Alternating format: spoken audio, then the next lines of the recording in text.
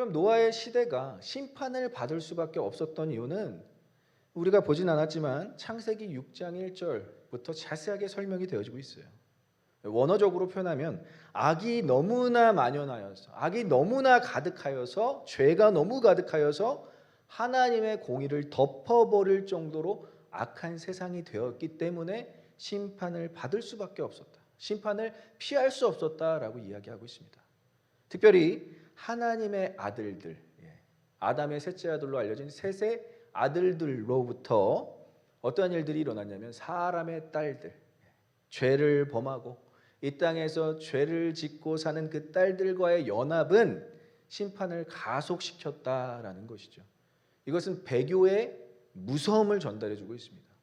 여러분들이 구원받고 예수 그리스도로부터 주의 백성이 된 것을 믿는다면 그 백성답게 살아야 하는데, 이 심판의 날에는 하나님을 아는 사람들이, 하나님을 믿는 사람들이 다른 데 시각을 돌렸다라는 것이죠.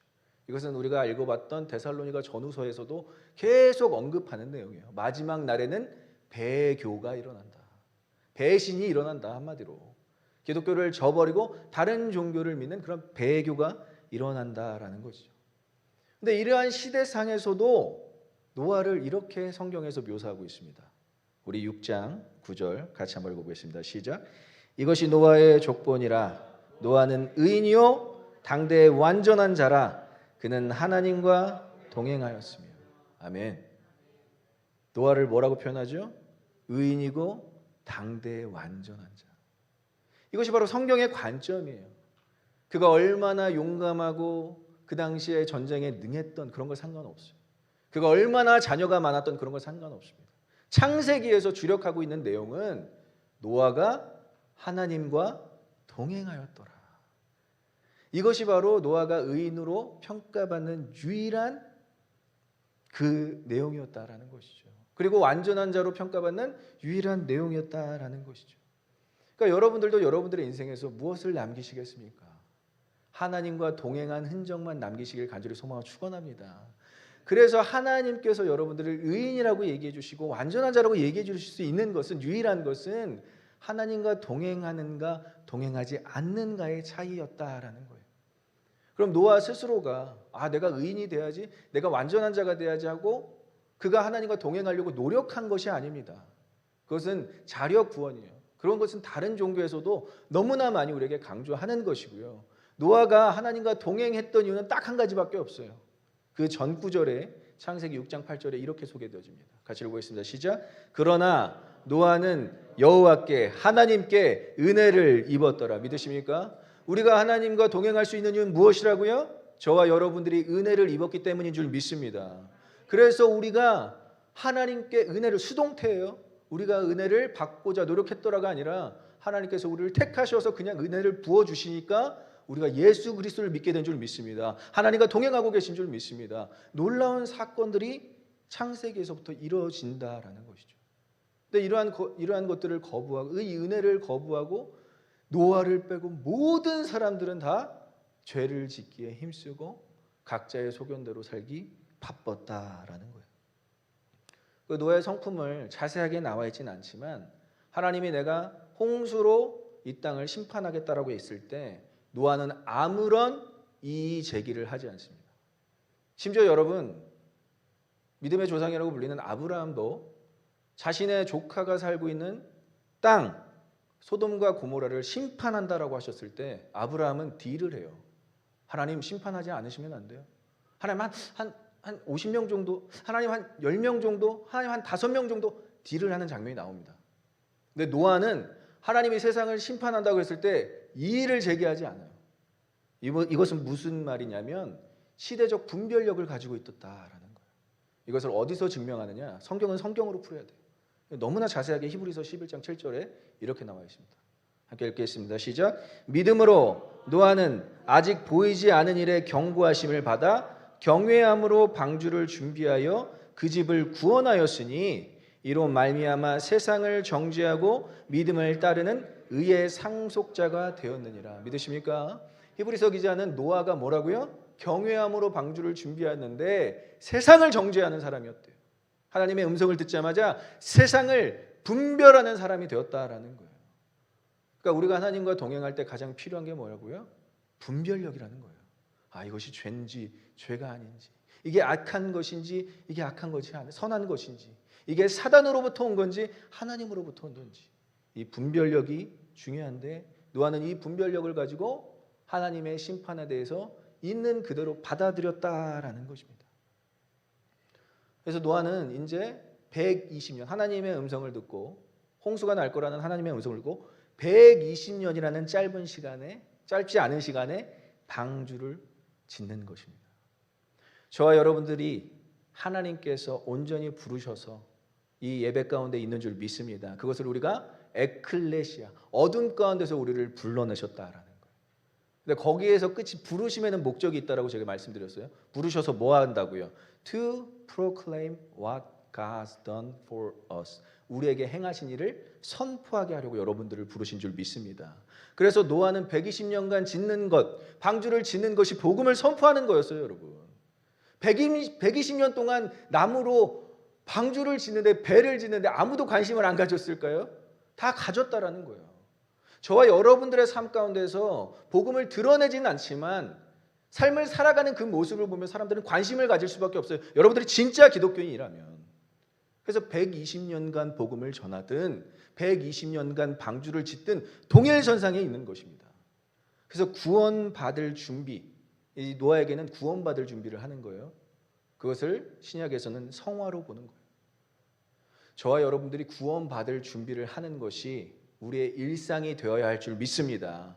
그래서 성화의 과정은 분별돼야 되고 거룩해야 되고 하나님 앞에서 올바르게 살려고 최선을 다해서 노력해야 돼요. 하나님의 자녀로서, 하나님의 백성으로서 부르심의 목적을 이루기 위해서 우리가 그렇게 살아가는 과정이라고 할 수 있고요.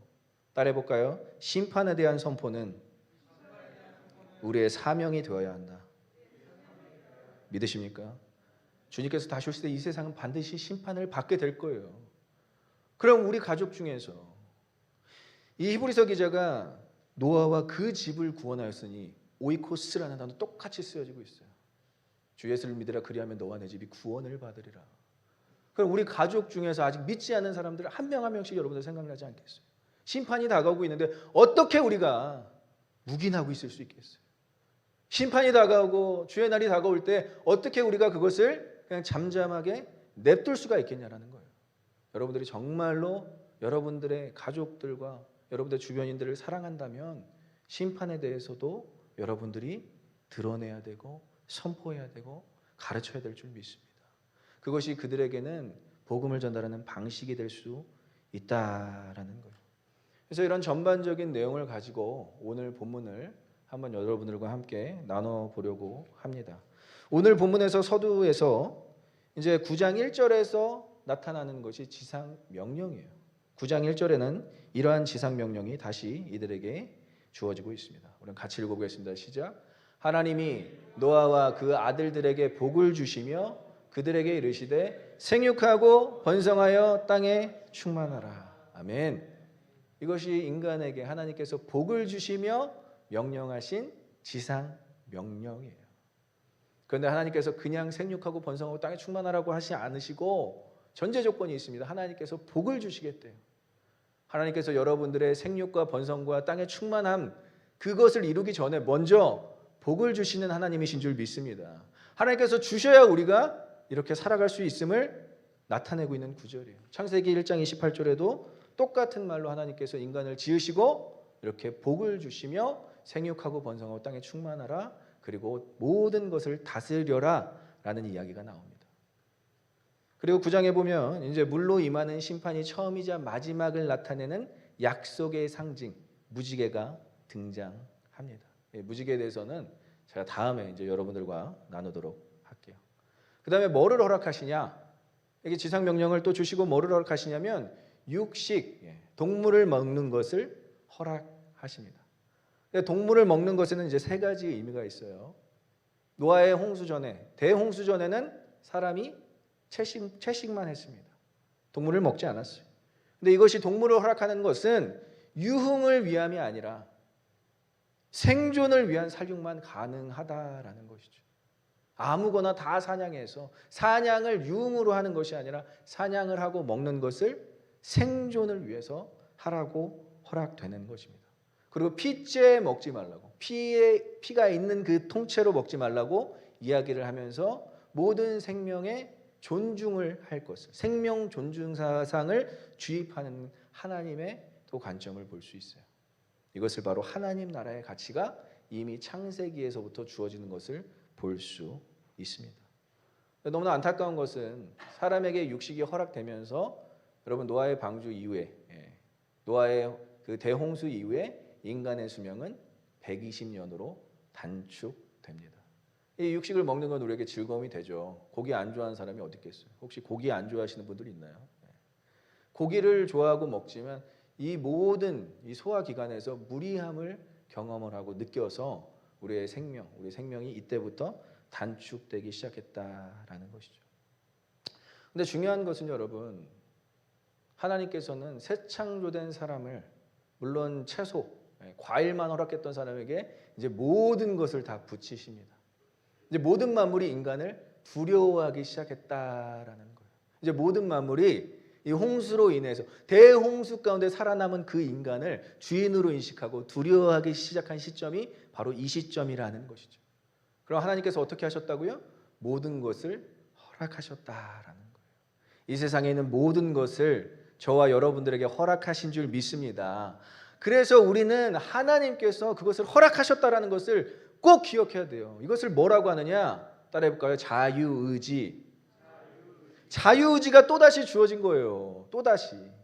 에덴 동산에게 모든 것이 주어졌던 것처럼 새 창조된 대홍수를 거치고 지나온 그 새 창조된 인간에게도 다시 한번 자유의지가 주어졌는데 어떻게 주어지느냐? 세상에 있는 모든 것을 다 주셨다라는 거예요. 얼마나 감사한 일이에요. 그러니까 이 자유의지가 있는 것은요, 여러분 굉장히 고차원적인 그 개념입니다. 하나님이 여러분들을 너무 사랑하시는 거예요. 간섭하지 않으시겠다라는 거예요. 뭐를 취하든 간섭하지는 않으시겠다라는 거예요. 얼마나 놀라운 일인지 몰라요. 그런데 하나님께서 원하시지 않는 그 선이 있잖아요. 에덴 동산에서 주어졌던 판단, 죄에 대한 판단, 선과 악에 대한 판단, 그것은 하나님의 영역이니까 제발 판단하지 않고 살아야 되는데 오늘 본문에서 또 그 죄가 드러납니다. 놀라운 일이죠. 자유의지가 이제 새 창조돼서 허락된 지 지금 3절도 지나지 않았는데 3절 한 4, 5절밖에 안 지났는데 또 이 자유의지에 대한 죄가 발현된다는 것을 볼 수가 있어요. 그러니까 여러분들 죄는요 너무 어렵게 생각하실 필요 없습니다. 하나님의 영역을 자꾸 침범하는 거예요. 내가 판단하는 거예요. 내가 기준이 되는 거예요. 선과 악을 내가 안다고 내가 내 스스로가 그렇게 생각하는 거예요. 죄라는 단어, 하말티온이라는 단어는 여러분 선을 넘다라는 단어입니다. 경계를 넘다라는 단어.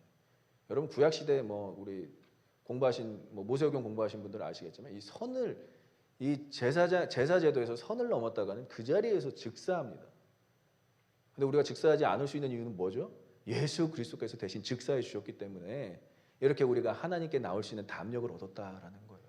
얼마나 이 시대의 예배가 감사한지 몰라요. 그래서 예배 가운데 여러분들 은혜를 누리셔야 되고요. 하나님 아버지가 우리를 위해서 존재한다는 것을 느끼셔야 되고요. 지금 여러분들에게 하나님께서 친히 말씀하신다는 것을 느끼셔야 할 줄 믿습니다. 그것을 하나님께서 원치 않으세요. 자신의 영역을 넘어오는 것을. 그러나 예수 그리스도의 보혈로 우리가 하나님과 가깝게는 됐다라는 것을 예배 가운데 인식해야 한다라는 것이죠.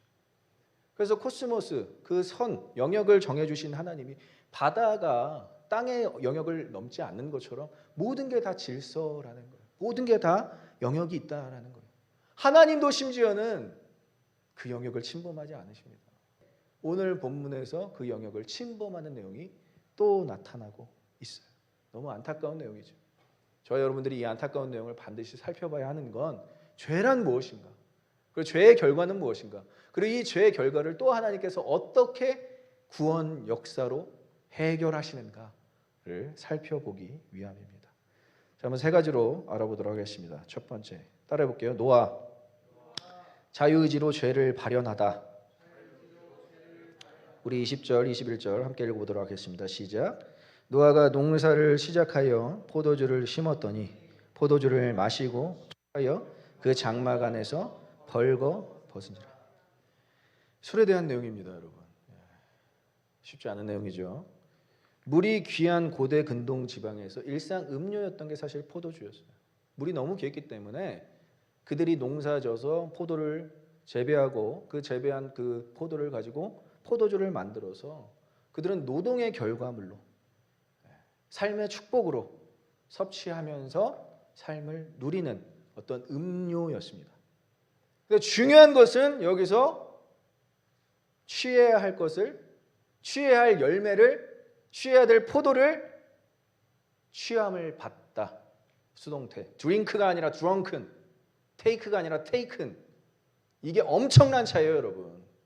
무슨 말인지 아시겠어요? 우상 숭배는요, 여러분, 하나님께서 우리에게 주신 모든 것을 취하는 게 아니라 take하는 게 아니라 taken 되는 것입니다. taken. 드링크, 음료를 마시는 게 아니라 drunken이 돼버리는 거예요. 예를 들어볼까요? 게임을 하다가 아닙니다. 게임에 취하다가 중독, 우상 숭배가 죄가 될 수 있다는 거예요. 사람을 사랑하다가 아니라 사람에 의해서 중독될 수 있다는 거예요. 사람에게 주어진, 하나님의 손에 붙여진, 하나님께서 사람 손에 붙여진 모든 것을 테이크가 아니라 여기서 노아는 테이큰을 당하는 모습으로 보여주고 있는 거예요. 에덴 동산과는 노동의 차이가 있지만 인간의 자유의지로 또 죄가 발현되는 안타까움을 보여주고 있는 것입니다. 그럼 또 인간에게 뭐가 필요하죠? 구원이 또 필요한 거예요. 하나님은 이것을 또 아시고 구원을 내시기 위해서 마스터 플랜, 마스터 피스, 지저스 크라이스트, 예수 그리스도를 우리에게 보내실 수밖에 없는 것입니다. 그러면 좀 취하면 곱게 취해야 되는데 뭐라고 나와 있죠? 벌거벗은지라. 벌거벗은지라. 히브리어 언어로는요, 갈라라는 단어가 쓰여져 있는데 드러내다, 소멸하다, 사로잡히다라는 용례가 발가벗은지라라는 단어입니다. 너무 안타깝지 않습니까? 구원의 방주를 120년 동안 구원의 방주를 지은 위대한 사명을 완수한 노아 역시도 인간이라는 것을, 죄의 유혹에 이렇게 넘어갈 수 있는 연약한 인간이라는 것을 낱낱이 드러내는 장면이, 하물며 우리는 얼마나 우리는 나약하겠어요. 주어진 모든 것을 누리는 삶의 형태가 아니라 하나에 집착하는 거예요. 농사져서 그 포도로 포도주를 만들어서 그걸 먹고 다른 것 아무것도 필요 없어. 난 이 포도주만 있으면 돼라는 삶으로 바뀌어지게 되는 거예요. 하나에 집착하게 되는 거예요. 다시 가스라이팅 얘기를 하면 왜 이게 위험하느냐? 대인관계, 그 사람, 감정적 지배를 받는 그 사람 제외하고는 대인관계가 다 끊기는 거예요, 여러분. 그래서 우리가 중독, 죄 이런 것들을 조심하셔야 된다는 거예요. 우리 2022년에 다 끊기니까 막 인간관계 끊기고 막 뭐 나갈 수 있는 거 끊기고 뭐 밖에 외식할 수 있는 거 다 끊기니까 우리 뭐라고 고백했죠? 은혜. 모든 것이 은혜구나. 근데 그거 딱 끊겨서야 이제 알게 된다라는 거예요. 근데 막 살아나니까 또 하나에 집착하게 되는 거예요. 나 이것만 있으면 내가 살 것 같은데. 아니라는 거예요, 여러분. 하나님께서는 여러분들에게 다 주신 줄 믿습니다. 작은 순종이 큰 복을 받게 하는 지름길인 줄 믿습니다. 그런데 작은 실수는요, 여러분, 이 노아의 실수로 인해서 민족, 자신들의 형제가 갈라지는 아픔을 또 초래하게 돼요. 이 작은 실수 하나가 큰 저주를 불러일으키는 나비 효과와 같은, 민족이 갈라지고 누가 누구를 섬기게 되고 이런 순차적인 부분, 순서적인 부분, 서열적인 부분들이 이 일로 인해서 생긴다라는 것이죠. 근데 우리가 여기서 멈추지 말고 하나님이 노아에게 허락하신 인생이기에 이 실수를 만회하고 덮으시는 하나님의 사랑, 그 하나님의 관점을 또 한번 구속사적으로 볼 필요가 있다라는 것이죠. 자, 두 번째 따라오겠습니다. 함, 인간의 관점으로 죄를 고발하다. 우리 한번 22절 같이 읽어보겠습니다. 시작. 가나안의 아버지 함이 그의 아버지의 하체를 보고 밖으로 나가서 그 두 형제에게 알림해. 여러분 이것도 약간 원어적으로 제가 해석해 드리겠습니다. 보고 여기서 함이라는 아들이 이 아버지의 이 상태를 보았대요. 이 보았다라는 단어 와야르는 원어적으로 무의식적으로 보았다. 그냥 잠깐 봤다가 아니라 흥미를 가지고 주목해서 보았다라는 의미예요. 어라? 아버지가 저 지경이 되셨네. 어라? 아버지가 굉장히 추하시네. 하체라고 번역된 에르와트라는 단어도 벌겨 벗기다라는 드러내다라는 단어가 있지만 어근 자체 어미가 아니라 앞에 단어 아라는 생식기를 표현하는 단어예요. 그러니까 이 함이라는 아들이 아버지의 생식기 벗겨진 하체를 보면서 흥미를 가지고 보았다라는 것이 원어적 표현입니다.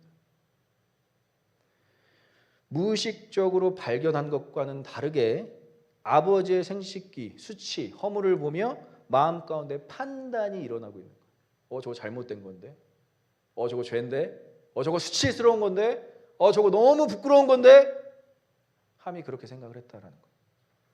근데 거기서 멈췄으면 그래도 낫을 텐데 뭐를 하죠? 더 나아가 아버지의 수치를 고발해 버립니다.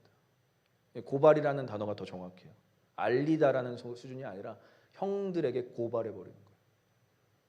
가나안의 아버지 함이 형들에게 이 아버지의 상태를 낱낱이 고발해 버리는 것이죠.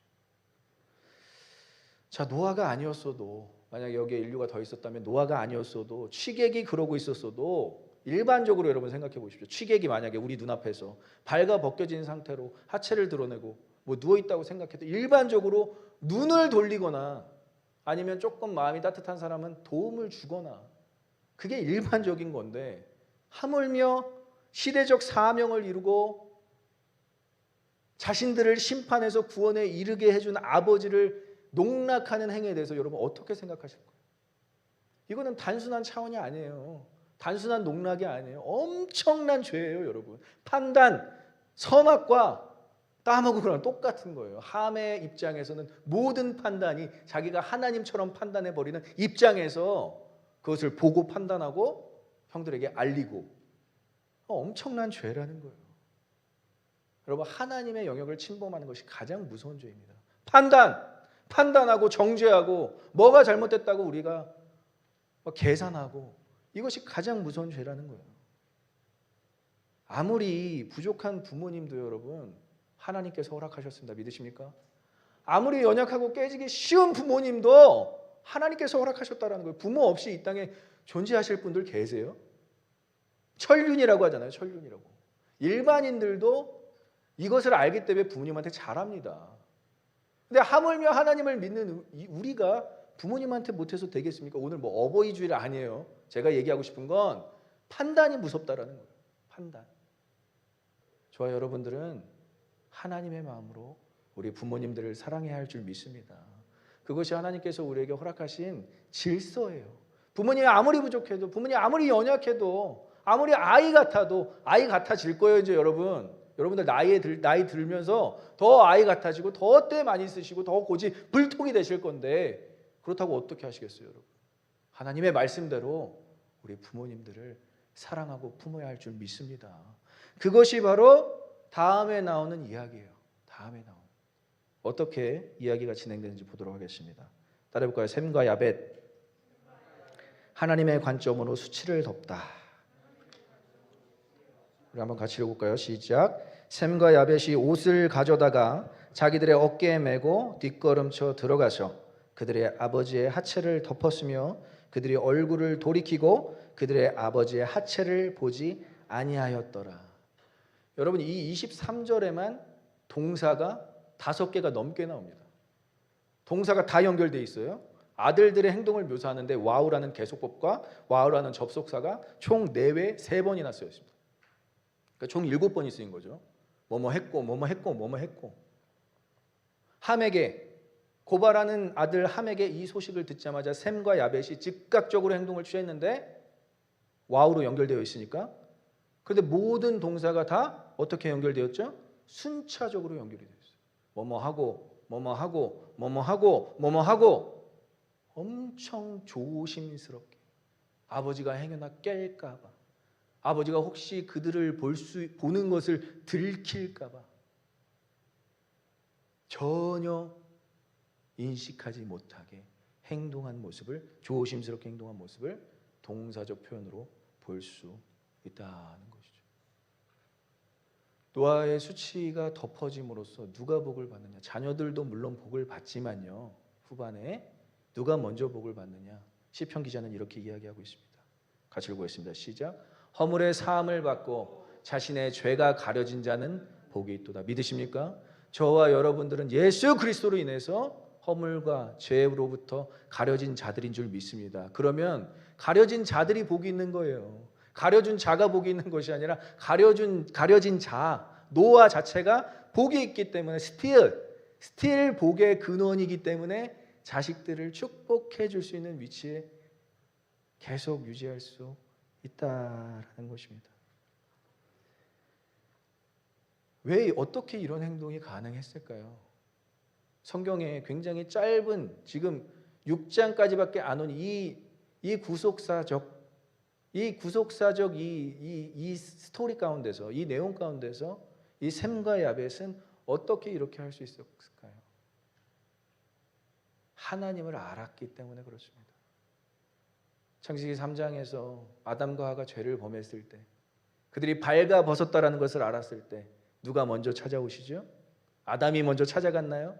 하와가 먼저 찾아갔나요? 거기에서도 웃긴 장면이 나오잖아요. 아담이 하와를 고발하잖아요. 그리고 하와가 뱀을 고발하잖아요.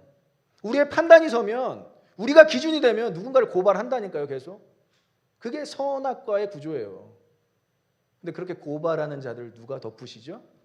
하나님이 동물을 제사로 쓰셔서 제사의 제물로 쓰셔서 그 가죽으로 허물을 덮어주시는 장면이 창세기에서 나타나고 있어요. 이들의 전 역사에서 나타나고 있어요.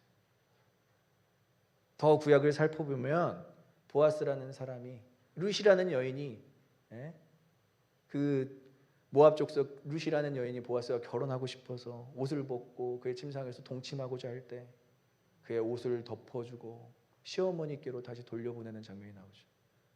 그의 허물과 그의 수치를 덮어주는 구약의 스토리가 또 전달되고요.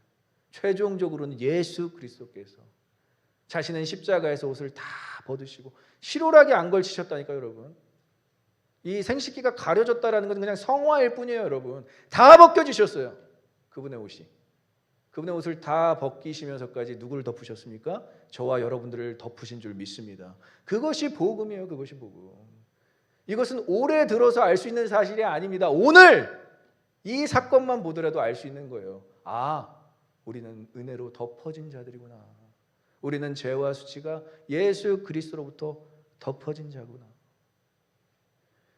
그러면 이 하나님의 관점에서 이 수치를 덮어주는 행위가 드러나는 이유, 과연 그 이유, 하나님이 물론 그렇게 하셨지만 그 이유는 무엇일까요? 우리 한번 따라해볼까요? 구원을 받았기 때문에. 믿으십니까? 저와 여러분들은 구원받았기 때문에 이렇게 하나님적 행동, 예수 그리스도의 사랑, 하나님의 사랑이 자연스럽게 드러나게 되는 것입니다.